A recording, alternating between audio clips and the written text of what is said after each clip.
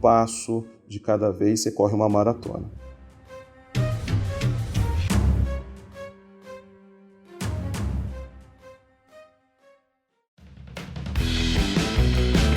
Fala galera, sejam muito bem-vindos a mais um episódio do nosso podcast Fala Galera dentro do CTcast. E eu te convido a se inscrever no canal, ativar as notificações e acompanhar semanalmente o nosso conteúdo nas plataformas do Spotify, Deezer, Google Podcasts, Apple Podcasts, no YouTube e no site do CT Segurança. E eu conto com você para compartilhar esse conteúdo nos grupos de WhatsApp, no Telegram, nas redes sociais e incentivar os seus colegas a ouvir e participar junto com a gente. Com o patrocínio da X-Cabos Distribuidora, da Ogen Tecnologias Israelenses Inovadoras, da ParkSeg Treinamentos e da Techboard Latam, começa agora mais um episódio do CTcast. Eu sou o Kleber Reis e participam comigo neste episódio o mestre sem cerimônias Christian Visval. Fala galera! El professor Silvano Barbosa. Fala galera! El mentor Adalberto Benhaja. Fala galera! E o nosso convidado especial deste episódio, Anderson Ozal, está conosco. Fala galera! Anderson é especialista em prevenção de perdas, segurança, riscos e auditoria, com foco em governança operacional e governança corporativa. É administrador de empresas com MBA executivo em finanças, controladoria e auditoria pela Fundação Getúlio Vargas. Coach e líder coach com formação pela Sociedade Brasileira de Coaching. Executivo de empresas nacionais e multinacionais, professor da FIA, mentor de profissionais de varejo e diretor na ABSEG, onde lidera o Comitê de Prevenção de Perdas da Associação, além de diretor vogal na IBEVAR, onde lidera o Comitê PRAX, Prevenção de Perdas, Riscos, Auditoria, Compliance e Segurança. Palestrante, autor do livro Pentágono de Perdas, Transformando Perdas em Lucros, coautor no livro Segurança Empresarial, da Teoria à Prática, além de artigos, entrevistas e vídeos publicados em diversos meios de comunicação. Muito bem-vindo, Anderson. Obrigado, agradeço o convite. Vai ser um prazer falar com vocês. E o nosso tema de hoje será Sem Perda de Tempo.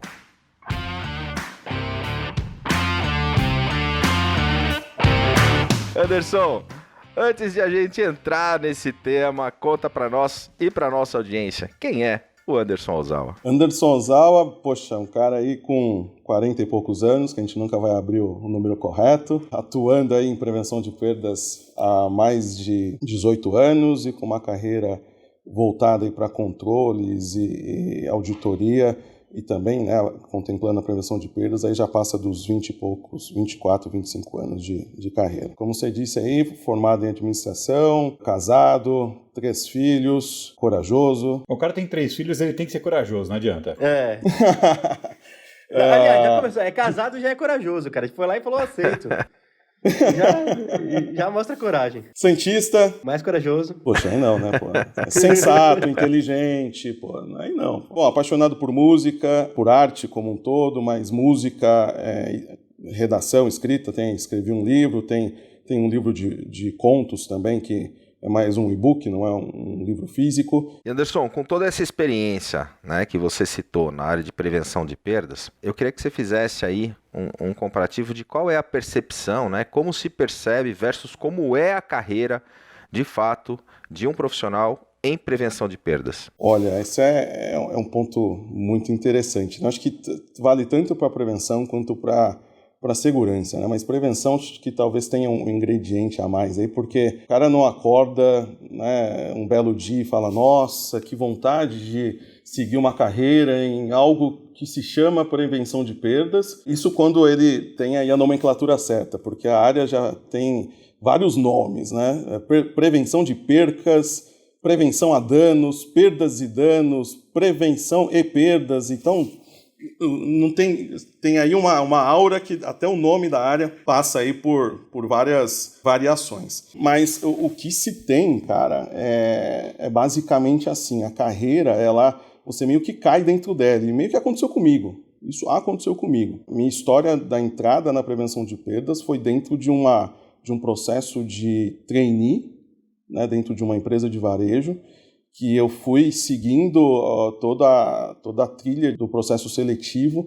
Chegou lá no final, e o processo trainee era para a área comercial, né? Eu era comercial, área de produtos, né? Ser gerente de produtos ou ser gerente de loja. Na última fase, dentro da empresa já, né, com o carimbo, o passaporte carimbado, o RH vira para mim e fala, cara, você está dentro, mas eu acho que o teu perfil cabe mais numa área chamada prevenção de perdas. Tá a fim de encarar esse desafio? Né? Aí explicou como era a área, o que fazia, tinha fit, né, com a minha experiência antes, né, do varejo, que foi trabalhar em auditoria bancária e depois trabalhar em auditoria independente. Então eu comecei minha carreira dentro, né, dessa parte mais específica em auditoria e eu topei. Então meio que foi assim, caiu lá em meados dos anos 2000 e não saí mais, né? Então meio que tem isso, esse estigma de que realmente você não escolhe, né? Não escolhia, né? Hoje você acaba tendo essa opção, mas mesmo assim, pessoal, tem um ponto que é muito interessante, que em muitos casos acaba sendo uma posição que é meio de escape, sabe? Você passou por tantas áreas ou você está numa área X tal, que tal você ir para essa aqui? E essa aqui é a tal da prevenção de perdas. Então tem muito disso. Então as pessoas enxergam de fora que não tem uma valorização, uma continuidade, ou, né, você não tem uma especialização específica para isso, mas no fundo é totalmente o contrário. Isso acontece especificamente aqui, porque a gente está numa curva de amadurecimento e profissionalização da prevenção de perdas. Então, até em termos de conteúdo, tem pouca coisa, pouquíssimas literaturas, são 5 no máximo. A minha e de mais outros 4 ou 5 profissionais. Quando você olha um curso específico, a gente tem iniciativas de cursos, né? Nada acadêmico, por assim dizer. Então, tem aí uma visão de fora que parece que não é estruturado, mas e esse é o nosso maior desafio, né, enquanto profissionais, diminuir essa distância, né, entre a percepção e o que se realmente consegue chegar dentro dessa área, até pela relevância que ela tem, né? A gente discutiu isso numa das lives do Risco em Evidência que a gente fez com o Tácito, que foi justamente isso, de a relevância para o negócio é absurda, só que está caindo a ficha, né? E quando essa ficha cair, né, tem que ser muito... Quem estiver na área vai colher os frutos, né? Então já começa daí, cara. Se você está olhando e falando, putz, eu não tenho futuro, essa área não é legal, não enxergo uma carreira, não pense assim, porque sim, é possível crescer, é possível se especializar e, sobretudo, é possível ser importante na estratégia do negócio. Falou, né, dessa pessoa quer seguir carreira, faz sentido e tudo mais. E aí aonde a pessoa buscar, né, conteúdo sobre o tema, onde a pessoa, do que tem hoje, como que a gente faz para consumir esse conteúdo e assim, de fato, conseguir avançar na carreira de prevenção de perdas? A primeira é ir atrás da literatura, consumir, devorar e ler e reler. Vocês estão fazendo esse trabalho de criar conteúdo sobre prevenção de perdas, então o canal trazendo esse tema, então tem muita coisa no YouTube, né, seja aqui no Brasil ou até, né, numa língua mais próxima aí no espanhol, tem iniciativas aí na América Latina de canais legais que falam sobre prevenção de perdas e, sendo uma expressão bem popular, grudar em alguém, né, achar uma referência e grudar no cara. A gente tem aí iniciativas, por exemplo, lá na ABSEG, né, a gente vai tocar o Comitê de Prevenção de Perdas agora com trazendo essa relevância de gerar conteúdo, de gerar informação. No IBEVAR, a gente também tem essa missão. O IBEVAR tem aí o Comitê de Prevenção de Perdas desde meados de 96, 97, 98, foi a primeira instituição no Brasil a discutir prevenção de perdas, então tem aí um legado histórico e a gente também tem lá essa missão de gerar conteúdo. Então, o que tem hoje é muito conteúdo realmente que os próprios profissionais, e tem aí vários fazendo isso, e eu lembro que há um pouco tempo atrás era eu e mais duas, três pessoas, e hoje você vê muita gente se enveredando por gerar conteúdo. Então, a priori é isso, cara. Enquanto a gente não chegar num amadurecimento mais consistente, é ir atrás dessas fontes, né, que estão alimentando muito bem o profissional. Por outro lado, tem que ter a iniciativa de atrás. Então, tem um contraponto aí que muita gente não vai até remetendo à primeira pergunta, né? Porque às vezes enxerga que não tem futuro para isso, ou que a área não é reconhecida, mas muito pelo contrário, o fato de, nos últimos 2 anos, a geração de conteúdo que começou a aflorar só reforça que a área tem muito a oferecer e que tem muita coisa para falar, tem muita história para escrever ainda aqui no Brasil. Quando você fala a respeito de geração de conteúdo e de história, não necessariamente uma coisa está ligada à outra, porque a gente tem uma cultura ainda aprendendo, ainda tateando, né, o que é estudar, o que é explorar isso tudo. Na tua história, cara, como é que isso aconteceu? Eu quero saber a narrativa, né? Onde é que você foi? Alguém te falou? Qual foi o teu grau de dificuldade para isso? Cara, eu tive a grata sorte de, quando eu comecei, eu entrei numa empresa que já tinha um histórico, né, de prevenção de perdas. Uma participação, uma parte do controle era de uma empresa americana. Então, eu entrei nas lojas Renner, e a lojas Renner lá em meados de 2000 tinha o controle. Uma parte do controle era da JCPenney. Então, a cultura americana tinha muitos dos modelos, né, utilizados lá da prevenção de perdas, foram implantados aqui, foram, né, tropicalizar. É isso aí. E a gente trouxe aqui para a nossa realidade, né? Então eu tive essa sorte. E no outro lado, né, da minha iniciativa, eu comecei a trazer livro de fora, cara. Levava 45, 60 dias para chegar aqui, né? Não era igual hoje. Então comecei a trazer livros de fora, 3, 4, 5 livros que fazem, até hoje, são guias para mim, todos em inglês, e comecei atrás dessa forma. Por isso que eu falei da iniciativa, né? Em 2000, né, eu fui atrás da onde tinha fonte, que era literatura inglesa. Né? Sabia falar inglês direito? Também não. Mas aí um dicionáriozinho do lado, não existia Google Tradutor, essas coisas todas, mas um dicionário do lado e você vai pegando o jeito. E assim se construiu, cara, né? Junto com isso, todo o know-how que a própria empresa tinha, que já era algo estruturado, tudo isso me ajudou. Mas do meu lado, eu tive que ir atrás disso, tive que começar a assinar revistas de fora, né? Tem a Loss Prevention Magazine, que, né, é referência lá fora. Então, de novo, assinava e chegava, a edição de janeiro chegava em março. Né? Então, eu sempre estava 3 meses atrás das atualidades, né? Mas para cá já era uma novidade, né? Qualquer coisa que chegasse até com 3 meses, para nós já era algo super novo, se eu conseguisse, obviamente, aplicar. Então foi assim, Silvano, não foi fácil, cara. Se hoje está difícil, lá atrás era pior ainda.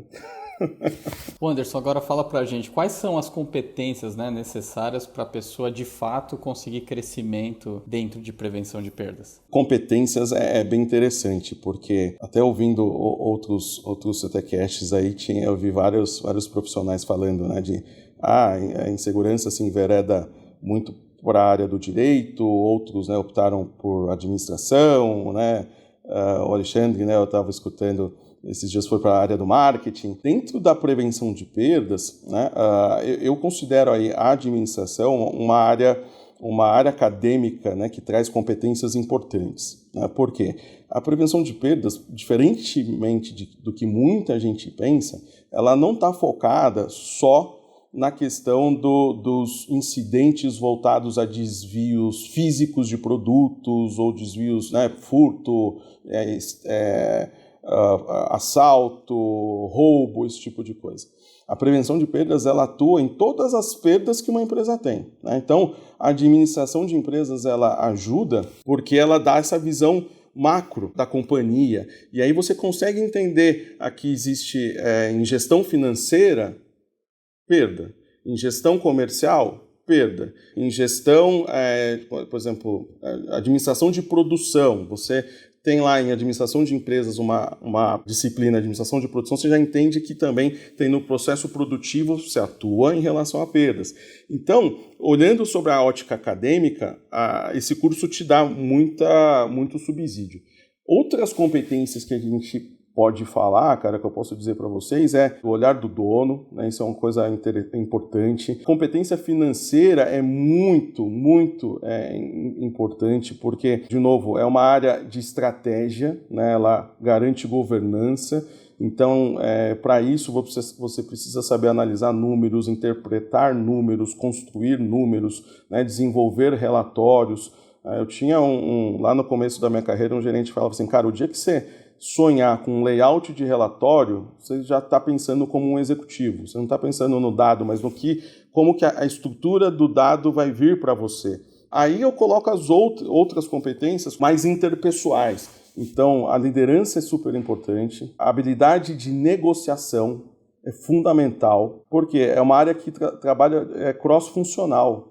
Ela trabalha com RH, ela trabalha com marketing, ela trabalha com comercial, ela trabalha com compras, ela trabalha com TI, ela trabalha com recursos humanos, ela trabalha com logística, ela trabalha com operações, porque existem ações transacionais, né? Uma coisa está ligada na outra. Às vezes eu identifico uma ineficiência numa operação que não é o processo, mas é a gestão de pessoas, então eu tenho que acionar o RH. Às vezes eu estou olhando lá uma questão de gestão de estoque voltada a vencimento, e não é na operação, mas sim em como o produto é comprado, né? Então, eu tenho que navegar entre diversas áreas. Então, a negociação, toda hora eu estou negociando, né? E até vou num extremo, isso era uma competência que eu fui desenvolvendo ao longo do tempo, que é de ser vendedor. Você tem que estar toda hora vendendo ali, né? O conceito, vendendo a realidade, vendendo o modelo que você quer implantar no negócio, vendendo, né, uma visão diferenciada. E eu fui aprender isso tardiamente a duras penas, que talvez a maior competência, inclusive, é a de vendedor, né? De vender internamente tudo que eu sei, porque não adianta eu ser um cara super expert e ter todo o conhecimento acadêmico ou profissional e não saber vender isso, seja para a diretoria de uma empresa, né, para um conselho, para um diretor-presidente, ou para o cara que está lá embrulhando, né, colocando o produto dentro de um pacote ou descendo uma caixa de um caminhão. Então eu tenho que vender, eu tenho que ter um pitch de vendas, um discurso de vendas para aquele cara da operação, um discurso de vendas para o cara tático e um discurso de vendas para o cara estratégico. Confesso para vocês que eu penei para descobrir isso, eu nunca me achei um bom vendedor, até acho que até hoje eu ainda não sou, mas eu tive que aprender técnicas de vendas para usar dentro da minha área de negócio. Então, até colocaria como principal competência essa, o cara saber vender. Óbvio que depois ele tem que saber entregar, né? Mas ele tem que saber vender muito bem, cara, porque é um ganho que ele é medido na última linha da empresa, Roberto, mas ele é um discurso intangível, sabe? Ele é conceitual, ele se materializa à medida que as pessoas vão executando, vão fazendo, entendeu? É diferente de um equipamento, é diferente de uma solução física. Ele é um conjunto de ações, ou seja, tudo etéreo, né? Que ao final, quando você junta tudo isso, tem que reduzir a perda. Né? Tem que aumentar o lucro na última linha. Então, é um discurso de vendas exaustivo até, mas você tem que ser lá, como bom vendedor, né, insistente, mudar o discurso quando necessário, ou seja, eu estou indo pela esquerda, vou mudar, né, o tom e vou pela direita. Né, tenho que ganhar aliados e para isso eu tenho que ser vendedor de novo. Né, então eu colocaria essa como uma boa competência, além de todas as outras mais técnicas. E Anderson, vale a pena investir na carreira de prevenção de perdas? Vale muito, muito, muito. Eu não me arrependo, se tornou a minha paixão. Ao longo de todos esses anos, aí eu vejo pessoas que começaram, passaram por mim como pares, parceiros, colaboradores, e hoje também estão colhendo resultados positivos na carreira. Lá fora, Cristiano, cara de prevenção de perdas, ele chega, inclusive, a posições de vice-presidente, ele chega até presidente. Já teve um presidente do Walmart, um CEO do Walmart, que ele foi egresso da prevenção de perdas. Ele era um vice-presidente de prevenção de perdas. Então, é um caminho que, por conta de você ter uma visão ampla do negócio, se você pegar essa sacada que você tem o negócio de ponta a ponta na sua mão e usar isso de forma estratégica, você pode crescer para outras áreas da empresa até chegar a ser um dirigente da empresa como um todo, porque você sabe o que acontece de ponta a ponta e onde estão os riscos. Quem sabe isso dentro de uma empresa, né? Hoje, geralmente, você tem competências isoladas, né? Você até tem pessoas que têm uma visão um pouco mais ampliada da sua competência, mas não tem a visão da cadeia como um todo, do negócio como um todo. E como a prevenção de perdas vai desde a compra do produto, as transações, seja elas quais forem dentro do negócio, até chegar lá na frente, no financeiro, até no risco de imagem, Cristiano. Então, assim, mexe na empresa como um todo, porque um produto que é vendido incorretamente, fora de um prazo de validade, ou numa entrega errada, ou um extravio, isso tem um impacto na imagem da empresa. O valor da imagem é imensurável, né? Tem empresas que valem mais pela sua imagem, né, o valor da marca, do que os ativos, né, o ativo material que ela tem dentro dela. Então vale muito a pena. Eu encorajo a todos a investirem, irem atrás, consumirem, assistirem conteúdo, lerem conteúdo, produzir conteúdo. Tem muita gente boa demais na prevenção de perdas e está lá tímido, né, não quer pôr para fora esse conhecimento. E o que mais a gente precisa hoje é de vozes falando sobre prevenção de perdas. A segurança passou por isso num período, né? As vozes estavam meio caladas, aí todo mundo começou a aflorar, né? Vai surgindo iniciativas, a gente vê o que vocês fazem, né, como um amplificador das vozes da segurança, né, das áreas relacionadas. Então tem que ter essa amplificação, se não reverbar, não vai. Então eu não mudaria nem um pouco, cara, nem um pouco. Eu fui para fora com dinheiro do bolso para participar de NRFs, né, de feiras de prevenção de perdas. Tem uma NRF, um capítulo da NRF lá nos Estados Unidos que só trata de prevenção de perdas. E pouca gente sabe. Então, investe. A minha primeira ida para lá foi com o dinheiro do meu bolso, né? Eu fui para lá, economizei, fui, aproveitei. A cada 2 anos eu procuro ir para me atualizar. Então, tem como. Então, investe, cara. Investe. Eu não mudaria uma vírgula. Talvez a vírgula que eu mudaria é ter investido mais, né? Para tentar ganhar mais tempo, né? Na minha carreira. Mas e aí, né, vem até sem perda de tempo, ter investido mais para ganhar tempo.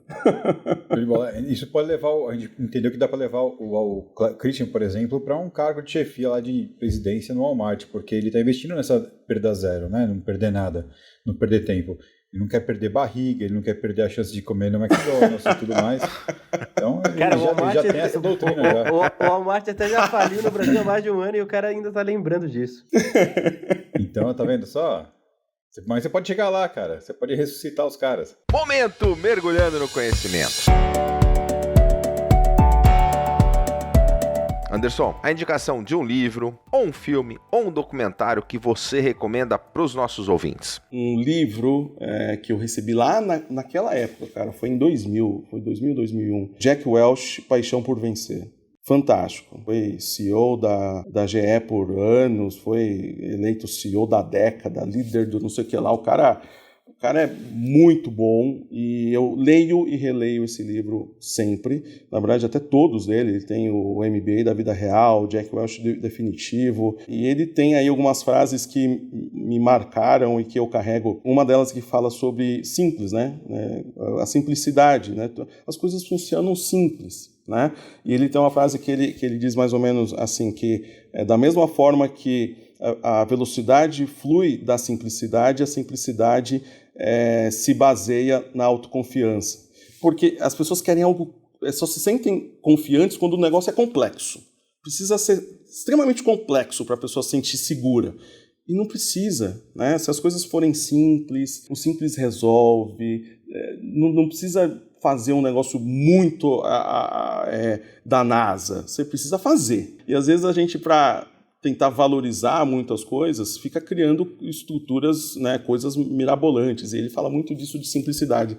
E desde aquela época eu tento, me policio, né, para em vez de criar, sei lá, por que eu preciso fazer uma apresentação de 20 slides se eu posso falar em 10?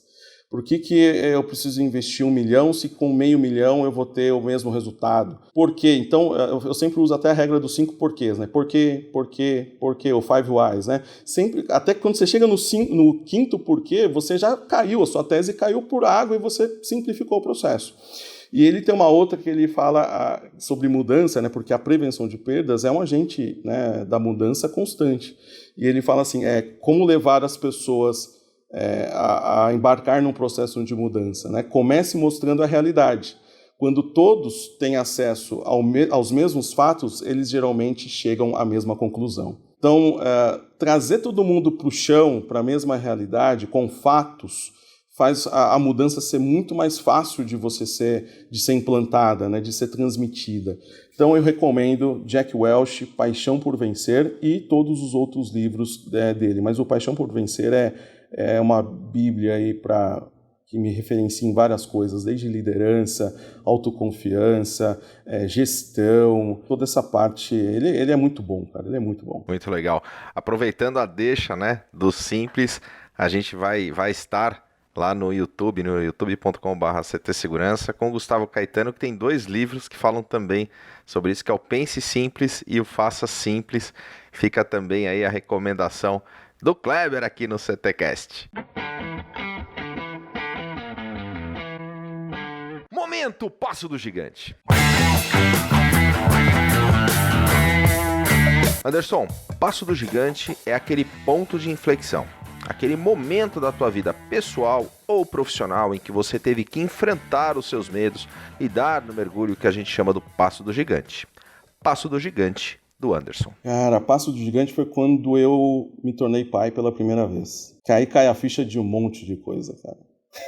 Te faz ver uma realidade totalmente diferente, traz tudo para um outro patamar. Me fez começar a ter medo de viajar de avião. Não medo, né? Mas tipo assim, antes era, vamos viajar, dorme, não sei o que lá, senta, fica ali, aproveita. Agora eu fico pensando, eu preciso chegar inteiro. Esse piloto não pode fazer nada. O avião tem que ter passado pela manutenção, tem que ter dado tudo certinho. Então eu virei literalmente um medroso para algumas coisas, porque a carga da responsabilidade de se tornar pai, ela muda toda a tua perspectiva pessoal e profissional, né?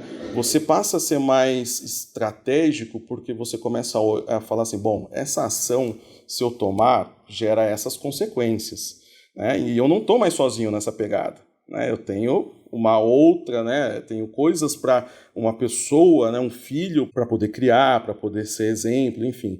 Então o meu primeiro filho foi o meu ponto de inflexão, cara.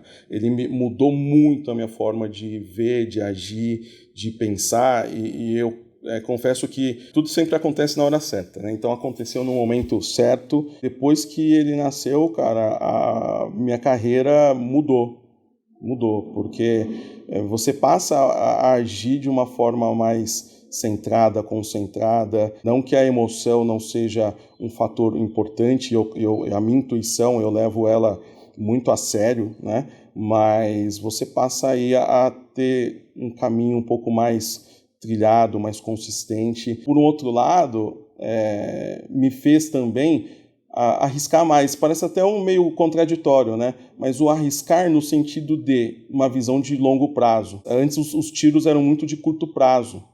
E quando eu me tornei pai, os meus tiros começaram a ser de médio e longo prazo. Justamente pensando nele, né? Pensando na construção da família. Então esse para mim foi o ponto de inflexão aí, e não tem nada melhor para mim do que voltar para casa. Hoje eu tenho 3 filhos, 2 meninos e uma menina, e não tem melhor momento na vida do que esse. Hoje minhas melhores ideias vêm quando eu estou com eles.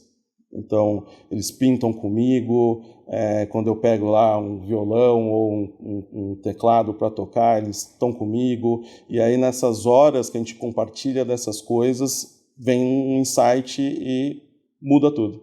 Então, para mim foi isso. A pós-graduação é com os filhos dos 5 porquês, né? Nossa, sei como, cara. É sensacional. Momento mergulhando de cabeça. Anderson, quando a gente fala que a gente vai mergulhar de cabeça, é que a gente vai fazer de verdade, com todas as nossas energias. Pode ser um projeto pessoal, um hobby, fora do trabalho. No que o Anderson mergulha de cabeça? Fora do trabalho tem a ver com o trabalho. Eu não consigo parar de 2 coisas. Gerar conteúdo, porque assim, cara, eu vejo o pessoal hoje como eu me via em 2000, que não tinha nada. Então, o que eu posso escrever, o que eu posso compartilhar, o que eu posso passar, isso ocupa, não vou falar toma, ocupa um espaço do meu tempo. E eu tenho um prazer enorme em fazer isso. Eu sou super acessível quando alguém me manda uma mensagem e fala, poxa, Anderson, eu preciso fazer isso, quero fazer isso, o que você me aconselha? A gente vai lá para uma mini sessão e começa a conversar sobre isso, cara. E eu fico 1, 2, 3 horas conversando com a pessoa e isso me dá um prazer enorme, né? Então, está relacionado com o trabalho. Eu tenho aí um lado que eu não quero nada em troca. Cara, não precisa... Isso não tem uma contrapartida comercial, não tem uma contrapartida de favor. Esquece. É porque, realmente, eu tenho um tesão danado na prevenção de perdas. E 2, né, eu tenho um tesão danado em ajudar pessoas, em desenvolver pessoas. Então, vai desde o cara que quer saber... e já teve isso, né? O cara quer saber, putz, eu vou mudar de emprego, o que eu faço? Até temas mais pessoais. E eu disse, cara, tô aqui para isso. Então, acho que muitas pessoas falavam que antes de eu, inclusive, fazer minha formação em coach, eu já era coach e não sabia. Eu já usava PNL e não sabia. Fui saber dessas coisas depois. Isso é o que eu faço e me dedico muito, cara, porque... Tanto que, estou em duas instituições, né, tentando de várias formas, né, ajudar. E realmente tem isso muito forte, cara, muito forte. Talvez podia estar dedicando isso a uma questão mais pessoal mesmo, mas eu não consigo me livrar disso, sabe? Não, tá dentro de mim, não tem como. Então é o que me leva, é o que me motiva. Eu vibro com as vitórias do cara que era meu funcionário e hoje virou gerente numa empresa em outro lugar. Eu vibro com o cara que tem uma promoção, eu vibro com o resultado do cara. Então é isso que me faz falar o seguinte, você tá no caminho certo, continua, vai e mergulho, porque... é a prevenção de perdas de um lado e desenvolver as pessoas do outro. O que a gente leva de tudo isso, cara, é um networking do bem, é uma corrente do bem muito legal, né, cara? O mundo tá tão carregado de coisas negativas, ruins, correntes que só querem ter contrapartida, sabe? E a gente precisa de energia boa, energia fluindo. Então, eu descarrego, falo... dou a dica, dou o caminho e, a única coisa que eu peço se alguém te pedir ajuda, faz o mesmo. E aí você vai criando um elo, vai criando uma corrente, e assim vai. Então é nisso que eu mergulho de cabeça. Anderson, como se manter resiliente em uma área que está em evolução? Cara, é uma luta diária, mas tem uma força maior que me faz continuar. Então, assim, é uma luta diária, cara, é uma luta diária. Se manter resiliente é olhar longe, mas focar nos pequenos resultados. Eu preciso ser gerente, eu preciso ser diretor, eu preciso... estar gerente, estar diretor, eu preciso reduzir, eu preciso conectar. Cara, sim, você precisa. Mas foca nas pequenas vitórias. Foca no pequeno artigo que você leu hoje. Foca na única, que seja uma única pessoa que você conseguiu sensibilizar na cultura de prevenção de perdas. Foca naquela única pessoa, uma pessoa por dia. Se a empresa tem 100 pessoas, uma pessoa por dia, em 3 meses você sensibilizou todo mundo. Então, às vezes o cara quer sensibilizar 100 pessoas ao mesmo tempo e se frustra. O cara quer chegar na cadeira lá de uma hora para outra, se frustra. Costumo falar, cara, eu não nasci na cadeira que eu estou hoje, né? Não nasci na posição que eu estou hoje, não nasci com o conhecimento que eu estou hoje. Tem coisas que são dons, né, que são divinas, mas tem coisas que a maior parte das coisas são treináveis. Então, vai afiando o machado. Em vez de olhar a foto ou o quadro de perto, olha o quadro de longe. Né? Porque aí você começa a ver a construção daquela pintura aos poucos. Às vezes eu começo a pintar e faz um rabisco daqui, faz um rabisco de lá, e você fala, esse negócio não tem sentido nenhum. Aí eu levanto, dou uma volta, olho e falo, não, tá legal. Aí você vai continuando e vai construindo. Então a pintura começa com um traço e quando você vê, ela personifica o que você queria colocar, né? Aquele sentimento que você queria transparecer.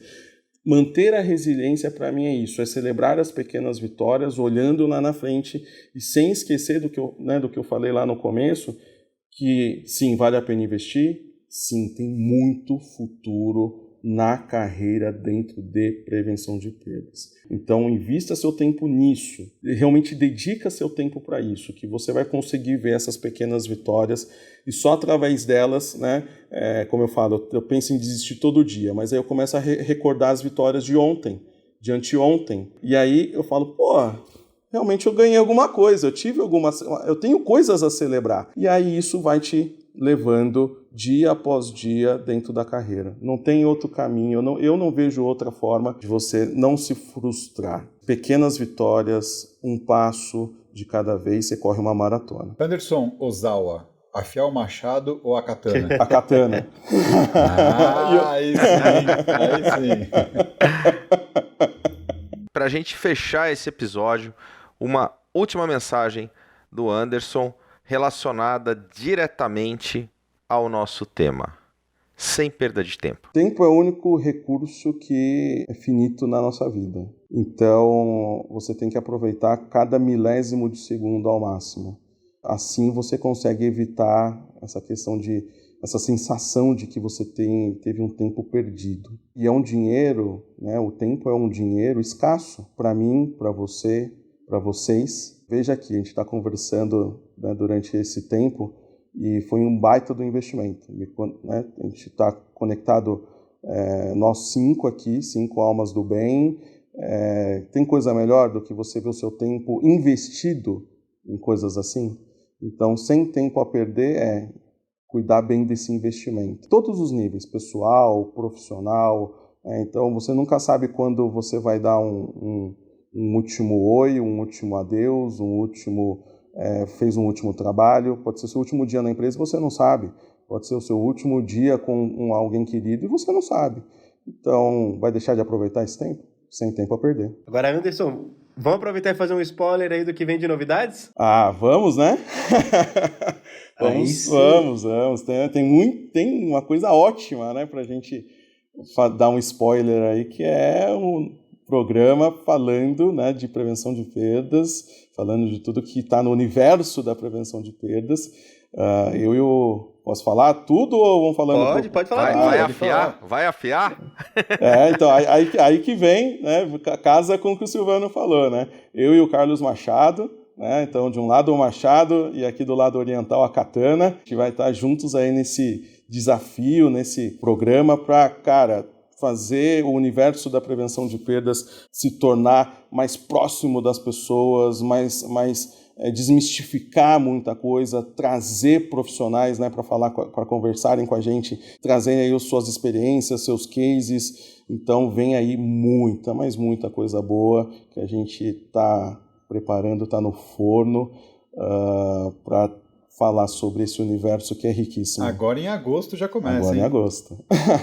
É isso aí, galera. E você fica ciente dessas novidades lá no portal do CT Segurança, ctsegurança.com.br.